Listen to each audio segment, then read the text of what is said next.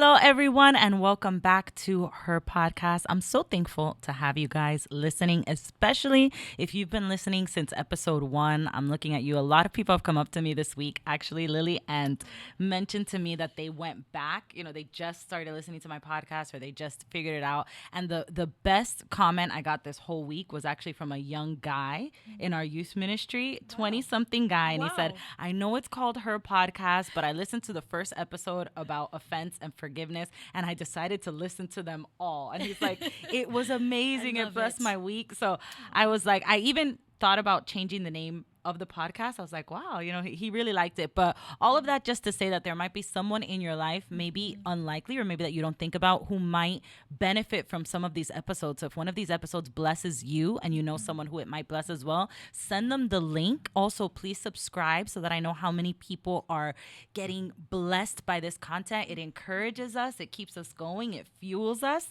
to keep on pumping out this content. So share us on social media, share us with your friends and family. And today we have a return guest who will return many, many times as long as the Lord allows her to. In my book, she will return many, many times because she is my personal mentor. My I call her my adopted mom, my mom away from mom, which is Lily Garcia. Hi, guys. If you don't know Lily, Lily is a pastor, a mentor. She worked in corporate. She's a mom of 3. So that's why I'm so lucky to have her as a mentor, because she's also a nurse. So there's almost no question I could take to you that you don't know the answer. Right before this podcast, Lily was even feeling around my gland, diagnosing me and everything. And I invited her on here today to talk about the importance of mentors. You know, I invited you on here because as we were just speaking of right before, I always say that, it's so funny because on the podcast I'm always saying right before the cameras turned on, and it's so true. We have such good conversations right before the cameras turn on. But right before the cameras turn on, I was mentioning how my success, if I have any success, would not be where it is today without the help of women along the way who have shaped me and formed me and simply just given me insight into things they see simply because they're older. You guys know by now that her podcast is for the young woman learning to lead herself first. Well, in order to lead yourself, you have to have help from other people leading you. You have to have older, more experienced people who have had success where you want to have success. That's so important. Don't get mentored by somebody who's losing where you want to win. Get mentored by somebody who's winning where you want to win. Absolutely. But there are people like that who are willing to open up to you if you just ask, if you're just open to it. And I want to take this time to do 2 things. I told Lily before the start of this podcast, I want to do 2 things with this episode. Number 1, I want to inspire you. If you're in your late teens, if you're in your early 20s, find a mentor. And we're going to talk all about why that's so important in a minute. And number 2, if you are in your 30s, if you're in your late 20s, if you're in your 30s, if you're in your 40s, find someone to mentor, because the world needs women who are willing to invest in other women. Absolutely. So that they can go farther, so that we as womanhood, as the woman race, can go farther. And so I'd like you to talk a little bit about that, Lily. Just kind of talk to me about why you would see somebody like me, why you would see other girls, because I'm not the only girl you've mentored. I'm not the only girl that you talk to on a weekly basis. What has the Lord put in your heart that has convinced you that that's worth giving your time to? One of my greatest privileges, pleasures, honors, always, even when I was in my 20s, was always looking behind me to pull up the girl behind me. When Ingrid and I talk, one of my best friends in life, since we're 16, we were doing it in our early 20s. We were pulling the teenage girl behind us. And then in our 30s, it was a 20-year-old. And then still here we are today. It is a pleasure. It is an honor. People have done it in my life. I have, when you said right now, who has shaped you, I thought of both men and women who have shaped me into who I am today. And if you even consider who Jesus was, he did life with 12 guys. Yes. He didn't do life alone. He knew the power of having that circle, those voices, you know, that brotherhood, that sisterhood for us. There's never been a better time, Vanna, to be a girl on the planet. I tell my daughter that all the time. My grandmother didn't have the opportunities that we have today. Both my grandmothers were only allowed up to a sixth grade education. Wow. Here we are today. Harvard just announced that 49% of their graduates last year were women, 51% were men. It's never been that close. Yeah. We are on the Senate today. We can go to space today. We can be in boardrooms today. I remember at 28 walking into my first boardroom. It was a company in New York City. The chair of the board was an astronaut, General Thomas Stafford from the Apollo 10. I'll never forget meeting him. I was the only Latina girl walking into this boardroom filled with all these beautiful white men in their 50s, 60s, 70s. General Thomas Stafford was one of them. But I was the only Latina girl, and I felt privileged. I felt honored. I felt like, Father, you've allowed me this place at 28. How can I help the girl behind me then? How can I bring more girls into this scenario to join this conversation? I really believe that there's never been a better time for us to shine on this planet. I feel like men are finally beginning to see our worth. They're finally beginning to see that we sealed creation, guys. We matter to God. We were God's idea. Our voice matters. And a lot of people will tell you, Jim Booth was one of them, one of the best CEOs I ever had.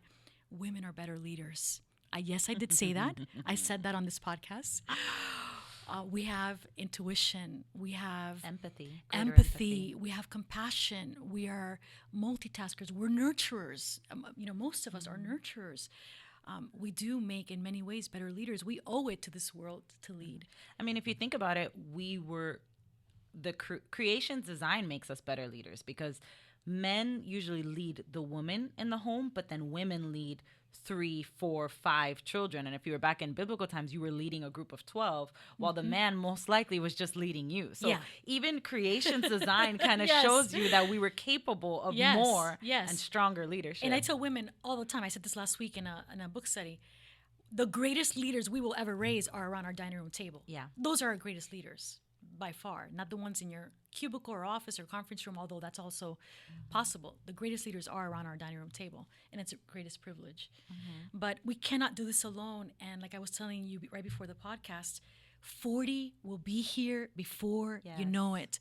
40 will be here, I promise you, before you know it. I was just 25. I remember being in my sunflower surprise 25th birthday. I was just there. Life is truly a vapor. And if we don't maximize everything out of every single sunset, we will be 40 before we know it. And we will not have lived our greatest impact, cultivated our passions, or even discovered them, or even begin to tap into them. We will just, I tell young people behind me all the time, there's no dress rehearsals for this life.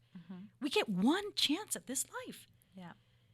So what are we doing to truly find our essence, what we are designed and meant to do? Because he just didn't create us to throw us on this earth and figure it out and just find a dead-end job. And, I was telling you that I read in Business Week not too long ago.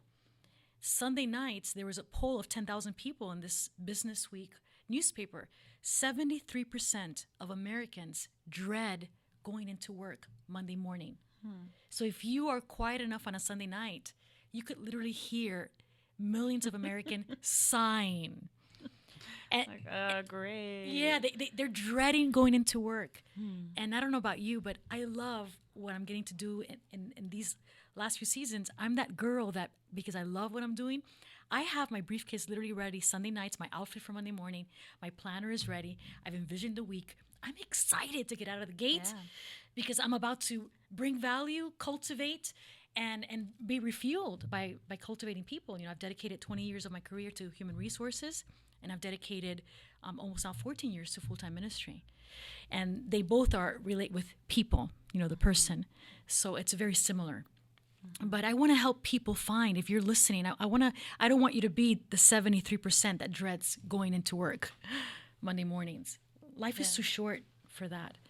Life is a vapor. Tomorrow, as you and I know, is not promised. All we have is today. So what are we doing with our today to find the best version of ourselves?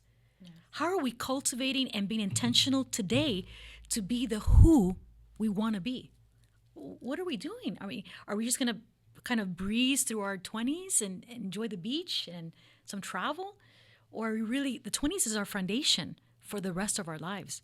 And like I tell my oldest, I'm sorry, now that started college, who feels like this time is very grueling for him because he's going to work full time and he's going to college full time. I told him even last night, you're paying now so that you can play later. Yeah. Your 20s are for hustling. Yeah. You're paying now so you can play later. But so many, I've seen it. I've seen people that now are trying to get into, because I interview on a daily basis, they're now trying to find their ways in their early 40s. And they're still just trying to throw darts in the dark. Yeah. And life is too short. So give us some insight on how, maybe in your life, or maybe you've seen it in other people, how can linking with older, more experienced professionals in some cases, how can that help you make the most of your time in your 20s? Why does that make a difference? Like, somebody might be listening and they might be saying like, okay, yes, I want that. I want to learn. But what does that have to, like, how do I do that, first of all? And what does that have to do with anybody else? Why can't I just sit and figure it out? You figure it out on my own. You know, in your 20s, we tend to do that. Oh, Yes. I got this. Why not? I know everything. I can do this. And I'm gonna go scientific before I go to practical, right? If you understand the brain, the human brain, this is just science, which there's no science without God. If you were to do an MRI right now of a brain at 19, you could do it right now. The brain is going to have a dark shadow in the frontal lobe. Why is that? Right now, take any 19-year-old and do an MRI of them. I dare you. The frontal lobe here, where we make rational decisions, is not wired yet. Scientifically, it doesn't wire to your 22 or 25. In girls, it starts about 22, 23. In boys, it starts to wire more like 24, 25. So what does that tell me about the way that God designed us? We shouldn't make any earth-shattering decisions before that. Yeah. Because number one, our frontal lobe is not wired, and that's where we make rational decisions. We're kind of foggy in our early 20s. We think we have it figured out. We think we don't need anyone. We don't like authority a lot of times. I remember being 20. We think that we don't need that mentor. Yeah, we're going to figure out our own way. I've heard it from a lot of my beautiful mentees that are millennials. Our generation is not like Generation X. We're going to figure it out. We're trailblazing. Yeah.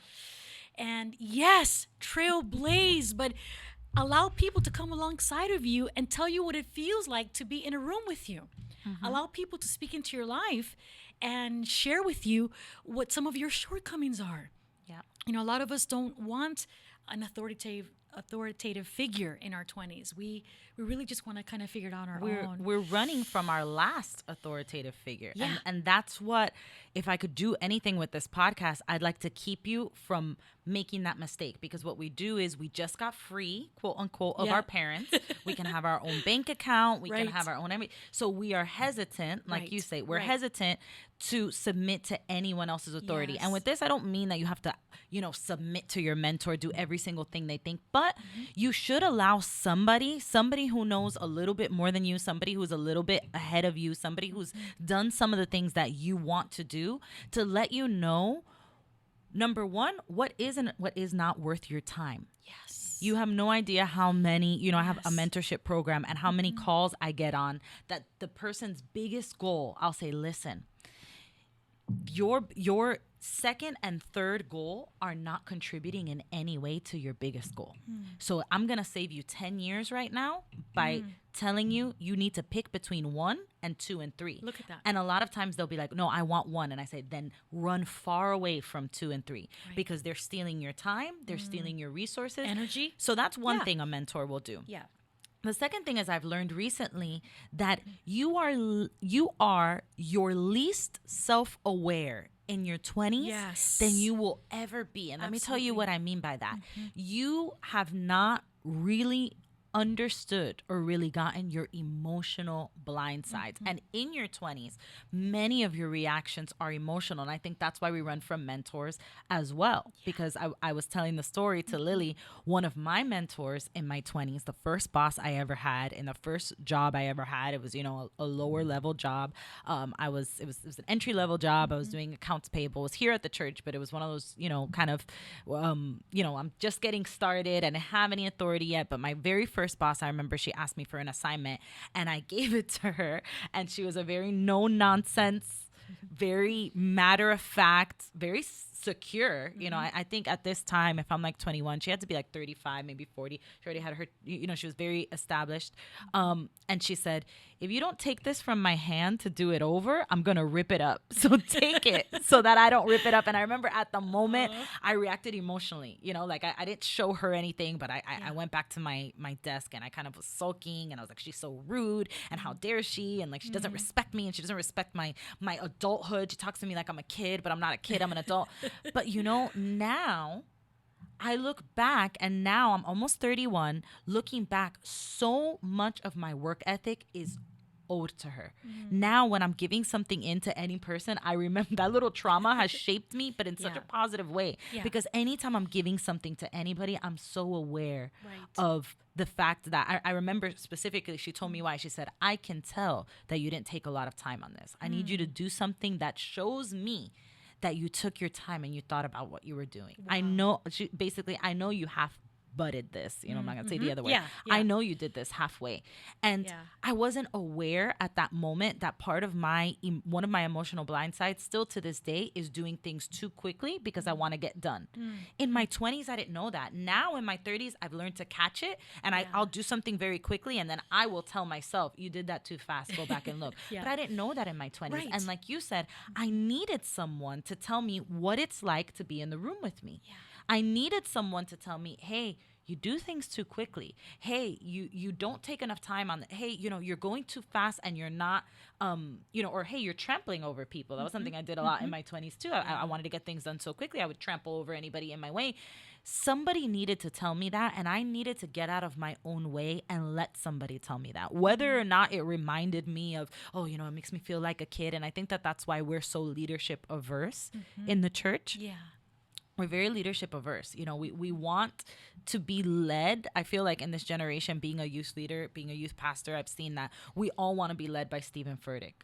We all want to be led by Mike Todd. We all want to be led by people on social media. Why? Because they can't ever actually confront us specifically. We want to be led by people on social media because they're only confronting us as a group. So, you know, if Mike Todd tells me something I'm doing, and nothing against Mike Todd, he's one of my virtual mentors as well. But let's be careful to not only be mentored by people through a screen because you can turn off that screen. So if I'm getting uncomfortable with what Mike Todd is saying or what Stephen Furtick is saying or what, you know, someone else is saying, I can just hang up and there's no accountability.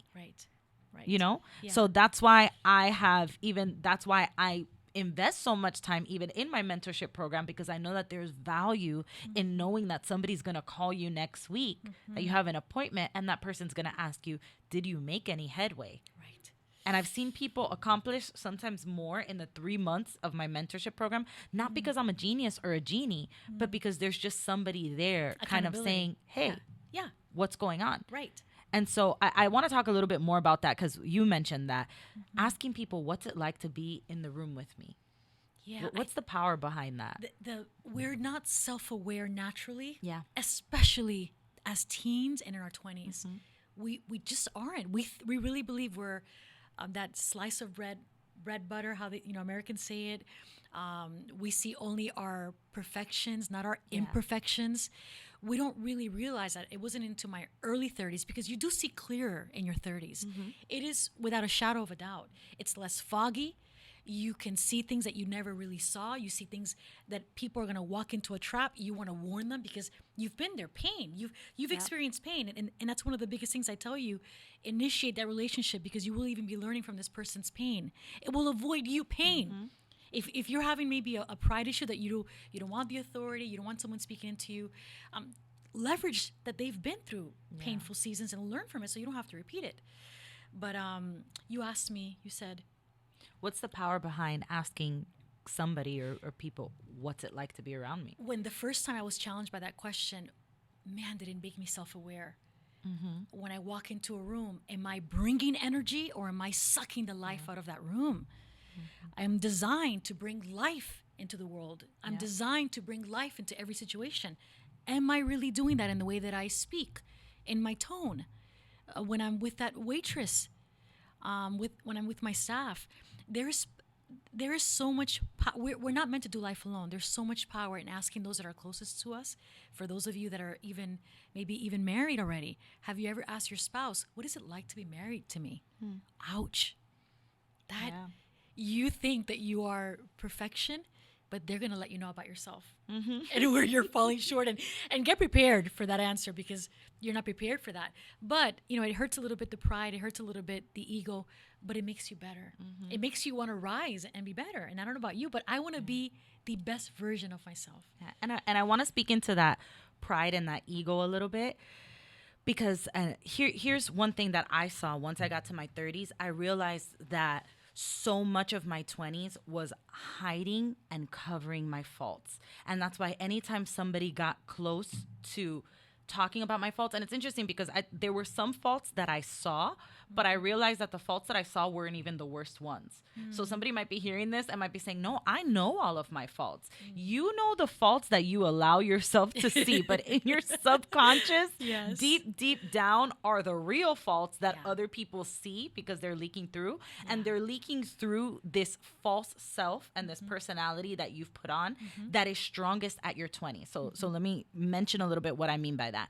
In your 20s is when you most are figuring out how to, you're actively but subconsciously figuring out how to trick everyone into believing the version of yourself that you want to put out there. So I'll give you an example. In my 20s, I really wanted people to think I was a doer. I wanted them to think I was an achiever. I wanted them to think I knew everything. I wanted them to think that I had it all together. I wanted them to think that I was like me. I really wanted to be the leader figure. Right. So I hid from people that I didn't always know everything, that I was insecure in a lot of areas, that I was not always right. And I put so much energy into hiding those things instead of into addressing those things. And it was my mentors who really would kind of pull that out of me when they would be like, hey, you know what? Right now you're kind of full of crap. And I would hate it. I would hate it. It would hurt me. I would, I would do everything I could to try to distract and be like, no, I'm not. Listen to my reasons. Listen to this. Listen to that. But I wish I would have put more energy into calming down, kind of almost even letting them hurt me in that way. Never let anybody abuse you or emotionally manipulate you. I'll say that. But I wish I would have let people be more honest with me. And instead of instantly fighting back, I wish I would have said, wait a second. Why are they saying that? And is it true? Because now in my 30s, I look back and I'm like, they were right. Yeah. I was insecure. They were right. I was saying that just to get out of work. Right. I was saying that just to avoid emotional work that I did. That's something that emotional work, I think, is one of the things we mostly avoid in our 20s. Yes. We will come up with any excuse of why we don't have to fix our relationship with our parents, any excuse of why we don't have to, be the one to humble ourselves in our marriage. We'll do any excuse. It's so true. It'll catch up to you. Yeah. One key indicator, Vane, that I wrote down to know if you are being challenged in an area and it is one of your growth opportunities, but it's being defensive. The moment I get defensive, I know that they're hitting a true area for me that's a weakness, and I need to talk less and listen more. To take it out of Hamilton or something like that. Talk less and learn to listen more. If we would just learn, if we're getting defensive, they're hitting a nerve. It could be true. So let me talk less and listen more, because Lily and Vanna have told me 40 will be here before you know it. Life is a vapor. Tomorrow's not promised. I want to reach my greatest impact. I don't want to be 73% that dreads going into work Monday morning. So let me start talking less and listening more. There's so much value in that. If you could start listening more in your 20s, my goodness, you're going to set up yourself for success in your 30s. Your 20s is your foundation. It truly is. And you will see clearer, and you will want to pull up the girl behind you as you walk into your 30s. And let me tell you, 40s gets even better. 40s is even I'm looking forward to it. I'm looking forward to kids who are grown, who can wake up in the morning and get their own bowl of cereal. So I have that to look forward to in my 40s. But also just the more maturity you have in life, obviously the more self-aware you're going to be. Yes. But how much of a head start do you get if you start that work in your 20s. Yes. And don't run from it. Like that's what I would say to little Vane. Well, not so little, but 20, 21-year-old Vane. I would say stop running from the people who are trying to show you your opportunities for growth. Right. They are trying to show you. And listen, it doesn't always come sugar-coated. Like the example of this person who said, take this out of my hand or I'm going to rip it up. That did not feel good. It did not sound good. And to be honest, I think she really did have the intention of helping me.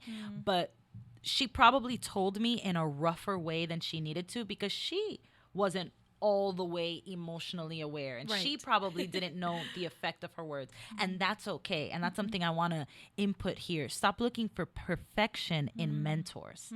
Nobody's perfect. Yeah, we're all flawed. Only Jesus is perfect. That's right. But I think sometimes we look for perfection in mentors as another way of running from that accountability. Absolutely. You know, so anytime somebody tells me something that I don't want to hear, instead of, like you said, let me listen, let me quiet. You know, I've learned now more than ever, I'm learning to kind of quiet my own voice. You have to quiet your own voice to be able to hear the Holy Spirit. So whenever something kind of hits a nerve like that and I'm getting defensive, I know that I have a date with myself and the Holy Spirit later to get alone in a room. Quiet your own voice because your own voice will only ever defend you. I'm so glad you mentioned him because I just wrote down Holy Spirit as a note. He is our greatest GPS. And not to over spiritualize this conversation, it's about mentorship. He is our greatest mentor. And so one thing that we need to be doing, it's something that I found myself doing, is Father, surround me with the right people. Yes. Remove the people, the Hamans that are not meant to be in my life. Haman was Esther's greatest enemy, adversary. Remove the Hamans, remove the enemies, remove the naysayers, remove those that are not meant to be in my life, and surround me with the right people. Yes. I'm constantly praying that for my arrows, my children, and I'm asking them to also pray for themselves. The Holy Spirit is our greatest GPS. And like I said earlier, He created us with a plan. It is on us to get on that highway and find that plan. It's not just gonna, His plan doesn't come on Amazon Prime. It just doesn't happen. We have to cultivate it. We have to search for it. We need to be sharpened. And you're going to have people, like I had a leader. I wouldn't say she's a leader, actually. She was a manager. I'm not going to say her name in case you're listening. But she was that rough, tough, you know, that college professor that you just can't stand in college? She was actually one of the, unfortunately, worst bosses that I ever had. She taught me who I never want to be. Wow. I still remember her name completely. I can spell out her last name. But she taught me about myself. And it is so important that we even have those people in our lives because they are sandpapers to our rough edges. So I'm thankful for the Marcia Barton Radlines who mentored me in human resources, the Cal Mysteries. And I'm thankful for these individuals too that taught me who I don't want to be. And who softened some of my edges because I did have takeaways from her, even though I never want to be on her team again. Yeah.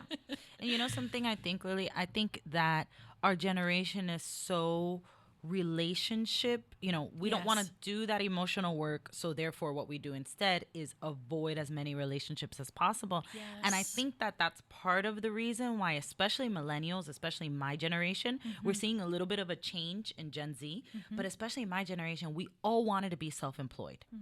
And that's in ministry. It's true. All the ministers, have you noticed? All the ministers my age, everyone right now who's like 28 to like 35, they all want to have their own ministry. They all want to have their own business. They all want to have, and it's okay to want that. And it's okay if the Lord has spoken that to you. But I think some people, they invent their own calling because they want to get out from difficult leadership. They want to get out from difficult management. You know, they think that if I just start my own clothing business, then I don't have to work here at the Gap anymore with this terrible or manager. have a boss. Yeah, I don't have to have a boss. And one thing that I've learned is that those difficult conversations, like you said, they're sandpaper. And the Bible says it, iron sharpens iron. Yes. Everyone that I have seen, I'll say this, and this is a free mentorship tip I'll give to you guys from my 30s straight to your 20s. Everyone that I have seen that has had the most success, and this is both in ministry and outside in the the maybe not corporate, but in the professional realm, has started first being a good follower. The ones so that good. have the most success So good. learned under somebody's tutelage. Yeah. And even the apostles. The apostles learned under That's Jesus it. Yeah, first. that's and it. then they went out. And people want, so many young people today, they want to skip that step. Yeah. Because they don't want to be confronted. Because Yeah. they don't want that iron sharpens iron. Yeah. What would you say? I really want to get into this and I don't want to forget to cover it. What would you say to someone who's watching and they're like, okay, you got me sold. You know, they're watching or they're listening and they're like, you got me sold. I want a mentor, but I don't know anybody.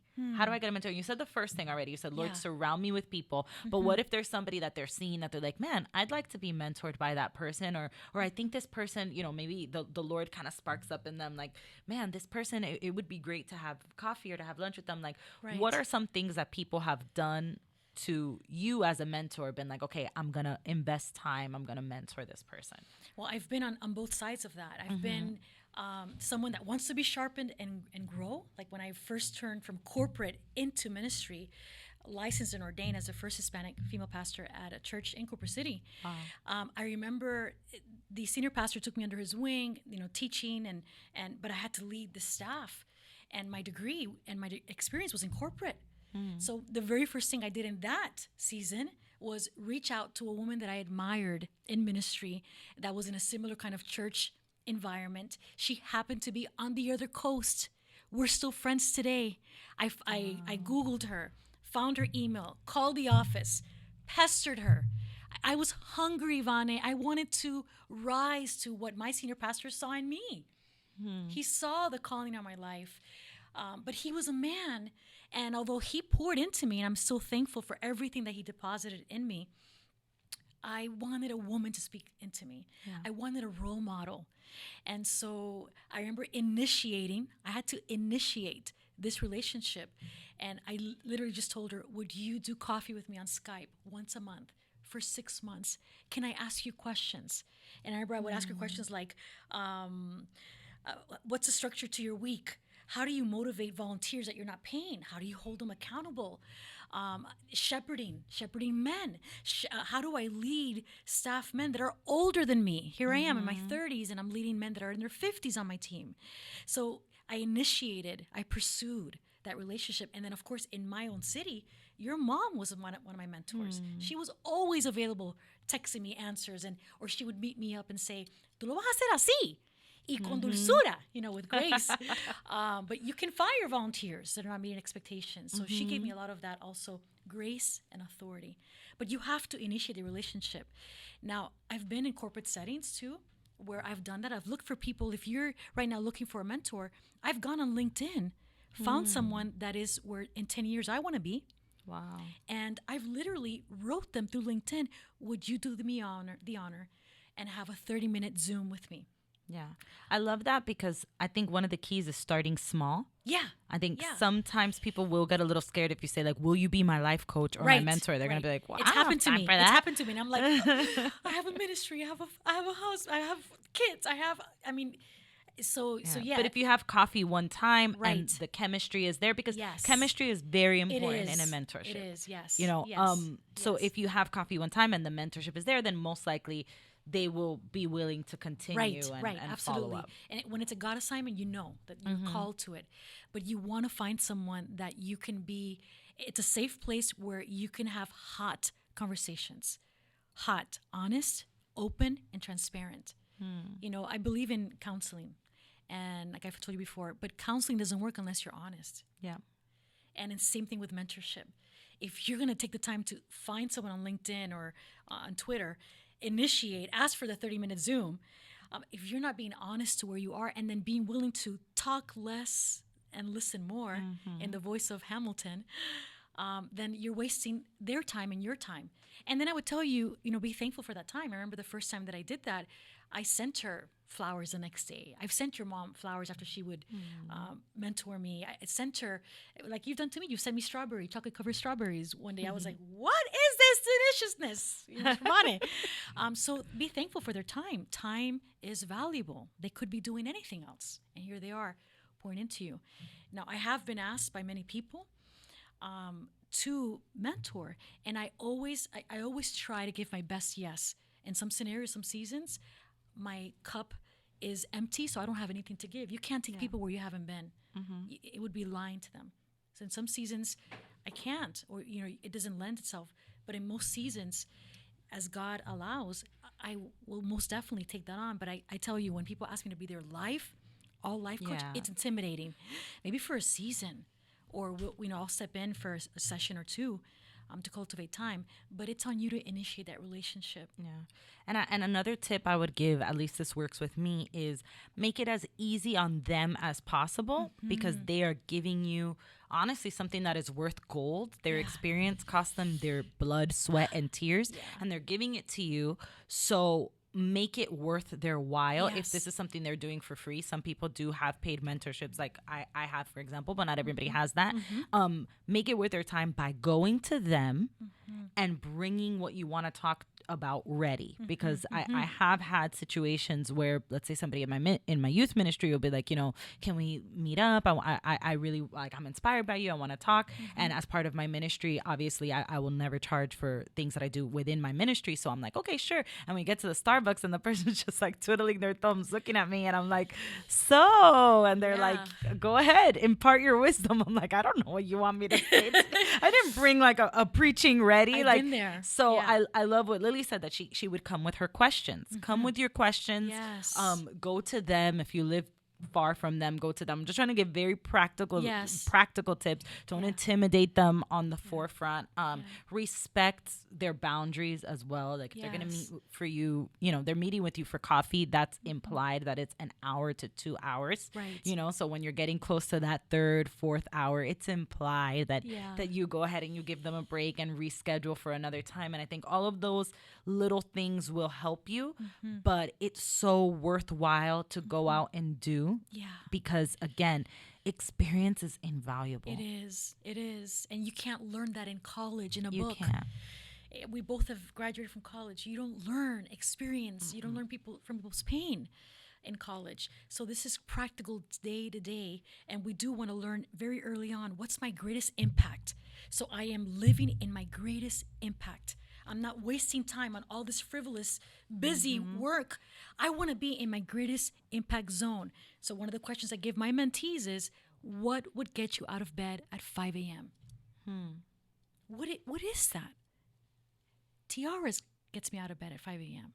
No. The girl behind me gets me out of bed, my family. But what gets you out of bed at 5 a.m.? What would you do for free? What would you give your life to, even if it was for free? Why do I ask those questions? Because passions usually lead us to our purpose.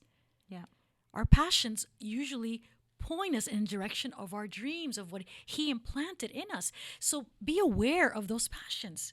Ask other people where they see that you're passionate. Maybe they see. One of the biggest questions I get asked at every women's conference is, and from women 52 to 78, it's not just the young girls. Lily, can you help me find my purpose? That's one of the most asked questions I get at every conference when I'm praying or ministering to people. Can you help me find my purpose? I've had coffee with a 78-year-old that I'm trying to help her find her purpose, because it's never too late. But do you want to be 78 trying to find your purpose? Or do you want to align your 20s to really find your greatest impact, your purpose, and lay the foundation for the rest of your life? I love to say that the 20s are for hustling. That's like a thing you'll hear me say a lot. Because of exactly what you're saying. That we have a choice. You can kind of use your 20s to be like running around, spending your money frivolously, having frivolous relationships, and you can waste them, or you can give into the lie that we're all gonna be, we're all gonna hit it big on Instagram and instantly blow up and on YouTube, and we're all gonna be millionaires in our 20s. That's like, statistically, I mean, keep on praying, but statistically that might not happen to you, so be prepared. Or you can use your 20s to, like you're saying, set yourself up so that in your 30s, you're relaxing a little bit. Like I'm seeing even now, I really appreciate the timeline that the Lord gave me, which wouldn't have been my own timeline, but thank God he knew better, because I was able, and not everybody has to be like this, but I was able to really work in my 20s. I didn't do it consciously. It's because I didn't find my husband and I couldn't have my babies, but the Lord knew what he was doing. Because I worked so hard in my 20s, and now in my 30s, I'm able to take a step back and kind of look at it from a higher level. And I can see that in my 40s, kind of like how you're saying, I'll be able to relax even more, and you can kind of, just go into more and more relaxedness. And so I say that because somebody might be listening to this again, and they might be like, that's like a lot of work. Like, I've got school, I've got work, I've got, my side hustle. I'm not going to sit down with somebody and like, for what, to talk, like, and in the same way, somebody, people think that about mentoring others. They think like, I've got a lot going on, I just can't take somebody on right now. But I want to encourage you, because it is as simple as finding somebody, if you want to mentor somebody, you can also set those boundaries where it's as simple as a 30-minute phone call on your way home from work, once a month. But what you're doing is really building, if you truly believe, that you are here to build the kingdom. I have found that mentorship is one of the greatest ways to build the kingdom, because I'm able to build areas that I would never touch anywhere else. There are people that I've touched that really Lily's touching them, because I say to people all the time things that you taught me. So it's like your ministry is going so much further, because I've got tons of little Lily, people with Lily DNA, like Lily, spiritual grandchildren, so to speak. And I know that in the same way, one of my mentees, she's a youth pastor and a pastor's daughter in Dominican Republic. And she texted me the other day, and she's like, hey, look, because I gave her that advice the last time she was visiting me. I said, you got to mentor somebody. You got to, like, I gave her kind of that homework, and we had like some specific people in mind that she had spoken to me about. And then she sent me the picture. Like, look, we're going out to dinner. And I said, good for you. Wow. Good for you. And I love the fact that, and this is not for any pride or taking any credit, but I love the fact that there are possibly things that she's saying to that young girl that I've said to her. So in that way, my revelation with the Holy Spirit, things that God is planting in me, it's giving fruit not only in me, not only in the person I've mentored, but in the person that she's mentoring. Incredible. Could be, the fruit can go that far. Yes. It's a domino effect. What an honor that it is. I love hearing that. Definitely an honor and a privilege. And so before we began, you mentioned to me some books that you'd like to recommend. Yes, I love I'm a nerd. Reading. Me too. Yes. I love to read. If I had more time, I would just sit in college classes just to learn, not to get credit, just to learn. I love leaders are readers. So if you don't like reading, you could always download Audible books and listen to them on the way home or while you're jogging. Just Lead for Women is one of my favorites. Jenny Cantron. Just Lead. I highly recommend that, whether you are a corporate girl, a girl trying to figure it out, or a ministry girl. It really is a hybrid. Dare to Lead by Brené Brown. Also very... I actually have that one on my counter right now. I haven't started it. Wow. But interesting. Target had them on 30% off, guys. So use that as your excuse to go to Target. Yeah, she's one of my favorite TED Talks, Brené Brown, if you ever just want to find her first there and then read her book. And then Lean In. Sheryl Sandberg good. Yeah, CEO. That was a Facebook. life changer for me. Yeah, one of my favorite girl books. We are authors too. There's never been a better time to be a girl on the planet, so we can learn, lean in, and learn from these women. And if I could just share this last tidbit: stop tolerating and just start creating. Yes. Stop tolerating, and really take your 20s to start creating. You are meant to live an extraordinary life, but it's on you. God is not going to Amazon Prime your destiny and just put it in a box for you. So do everything you can to talk less and listen more, but stop tolerating and start creating, because we truly only get one life. That's it. Good stuff. Only one life. And if you look at Jesus' life, who led by example, he knew he only had a few hours to live. He was about to complete his destiny. And here he is washing the men that he discipled and mentored for those 3 years, he's washing their feet. He could have been doing anything else. He could see the cross. The cross is imminent, and he decides to wash feet.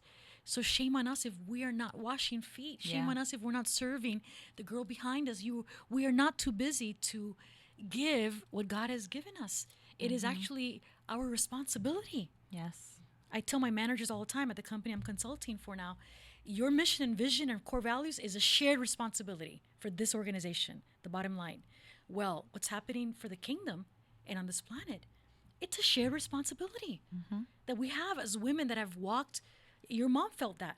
She's walking this way. I'm going to make sure that I pull up all of these girls with me, and that they're receiving healing, they're being challenged, they're rising to who God has created them to be, because tomorrow is not promised. Yeah. And you don't know how long you're going to last. And one thing that I was able to see, we made a documentary about my mom's life, and we called it 44. Yeah. And the reason behind that, the thought behind that, was my brother's idea, my brother Rue. And the reason behind that is that fact that my mom did so much in 44 years, sometimes more than some people do in 88. In a lifetime. And part of that was her investment in other people. And I love that even today, people are telling me, in ways that I didn't expect. Like, I didn't expect my mom to come up today, but in ways that I don't expect all the time, people are like, and your mom did this, and then your mom showed me this, and then your mom pulled up this. It was because she was so, whether it was that the Lord kind of gave her, a little bit of a clue, maybe knowing without knowing, or whether it was just ingrained in her. She was so conscious about leaving a legacy that went beyond her life. And man, she did it just by investing in people. I have people who come up to me and they're like, your mom made a difference in my life, because right before I got married, she got on a phone call with me and gave me all her wedding planning tips. And sometimes she didn't even talk to that person beyond that, because I think sometimes, in the same way that people can intimidate us, we can intimidate ourselves and say, I can't be someone's mentor. I don't know about, all of life. No, but maybe you know about event planning. Maybe you know about, just kids. And I've had people that they'll take my whole 1 week mentorship just to learn how to put their kids just to learn how to get their babies to sleep. And I'm like, oh no, like this is, you didn't have to do this. But that's what they're going through. So you might be a house mom, housewife right now, and say like, I don't know anything else but changing diapers, and but people need something that you have to offer. So I'd love for you to take my mom's example, and just think, what can I offer? What can I give? Give by grace what by grace I've received. What can I teach people from the experiences that I have? And I think that as women, those who love to talk about women empowerment, we love to talk about women empowerment. That's women empowerment. Those posting quotes and things like that on Instagram, great, but it's not going to make a lasting impact on anybody's life. Personally, influencing and touching and giving something to someone's life, that lasts. And that's something that God will not forget. It says in the book of Hebrews, I will not forget what you've given my people and what you've done for my people. So as Christians, I love what Lily said. It's all of our responsibilities. So if you are in your 20s, get two things in the next season of your life. Get someone to mentor, a 15, 16-year-old girl, a girl in middle school. I feel like girls in middle school need mentors more than anybody else. They need us to see them. They need it. And find yourself someone who will honestly and openly speak into your life and listen. And if you're in your 30s, grab a girl in your 20s, take her with you to do errands. The next time you're doing errands, the great thing is, and this happens with a lot of my in-person mentors, my in-ministry mentors, sometimes, they're holding the kids and I'm imparting wisdom. So it's working for both of us, Take a girl in her 20s with you to pick up your dry cleaning, to do your laundry, and just talk to her about her relationship, about her work, about her relationship with her mom. She needs you. We need each other. We do. And I want to throw one more book in there as a recommendation. I have to, because I have to, because I really put so much into this book. But I have a book called Lead. The 10 essential lessons I learned in my first couple years of leadership. So in my 20s, when I was my most unaware, I made some mistakes and I learned some things in my first years of leadership. And that's available on my website, VanessaGraciaCruz.com. I love it. So thank you, Lily, for your time. Thank you for your this vulnerability. It is so for fun. hours. Yes, and Lily lives 5 minutes away, so we'll definitely have you back very soon. But thank you guys, and we'll see you next time on her podcast. Bye.